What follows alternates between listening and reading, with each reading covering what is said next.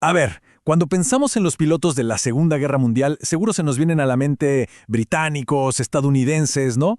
Bueno, ¿qué tal si les digo que uno de los pilotos más grosos del legendario Spitfire venía de un país que en los papeles ni siquiera estaba en la guerra? Hoy vamos a conocer una historia que rompe todos los esquemas. Suena raro, ¿verdad? Un piloto argentino de Spitfire, pero si Argentina fue neutral casi todo el tiempo, entonces la pregunta es obvia. ¿Cómo es que un argentino llega a pilotar un caza británico en pleno conflicto? La clave, van a ver, no está en la política, sino en la decisión personal de un hombre. Y aquí lo tenemos. Su nombre era Ronald Scott, aunque todos le decían Ronnie. Él es nuestro protagonista. Un pibe de Buenos Aires que pasó de caminar por las calles tranquilas de su ciudad a volar sobre una Europa que estaba literalmente en llamas. Bueno, arranquemos por el principio. ¿Quién era este piloto tan inesperado? A ver, los datos básicos. Ronnie Scott, un porteño de pura cepa, nacido en Villa Devoto allá por 1917. Imagínense la escena. En 1942, el mundo está patas para arriba por la guerra y este muchacho de 25 años toma una decisión que le va a cambiar la vida para siempre. Va derechito a la embajada británica en Buenos Aires y dice, quiero ser voluntario. Pero, pará, ¿qué te lleva a hacer algo así? O sea, alistarte para una guerra que está pasando al otro lado del mundo. La razón es, ¿de verdad? Es increíble. Miren, no lo hizo por la aventura, ni porque alguien lo obligara, nada que ver. Su motivación, como él mismo decía, era puramente idealista. Él sentía que era su deber, como persona, como ser humano, meterse en la pelea contra lo que estaba pasando en Europa. Una convicción tan fuerte que lo hizo cruzar el Atlántico.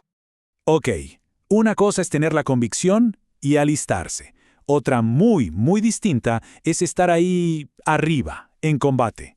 Veamos cómo fue esa etapa de su vida. Y acá hay un detalle que es clave.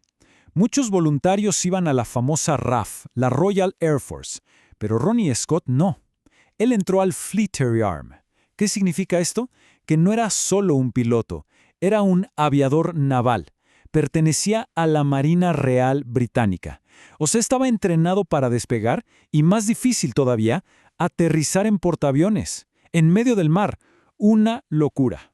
Y sí, la respuesta a la pregunta del principio es un rotundo sí. Tuvo en sus manos uno de los aviones más icónicos de la historia, el Supermarine Spitfire. Imagínense eso. La postal de un argentino en la cabina del caza que fue clave para la defensa de Gran Bretaña, bueno, esa postal era la vida real de Ronnie Scott. Voló otros aviones, claro, pero el Spitfire es otra cosa, es su leyenda. Su recorrido en la guerra fue vertiginoso. Miren, se anota en Buenos Aires en el 42. De ahí, directo al Reino Unido para un entrenamiento durísimo. Y ya para el 43 y hasta el 45 estaba en plena acción, participando en misiones de combate. Recién pudo volver a su casa, acá en Argentina, en el 46, cuando todo había terminado.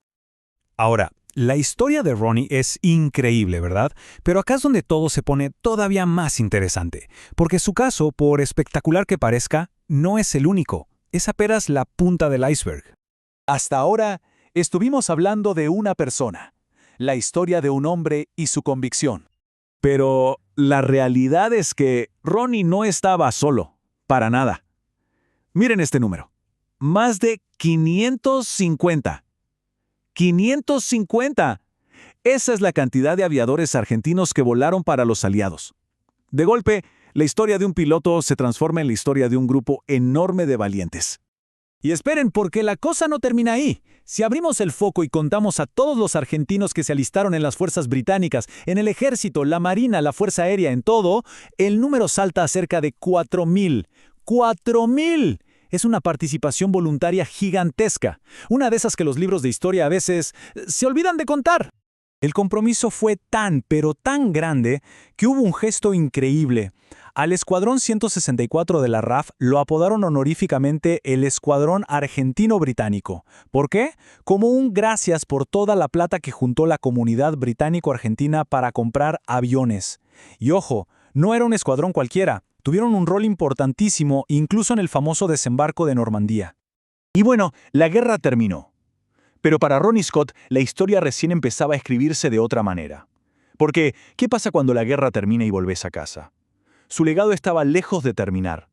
Una vez de vuelta en Argentina, dejó el Spitfire de combate y se pasó a los aviones comerciales.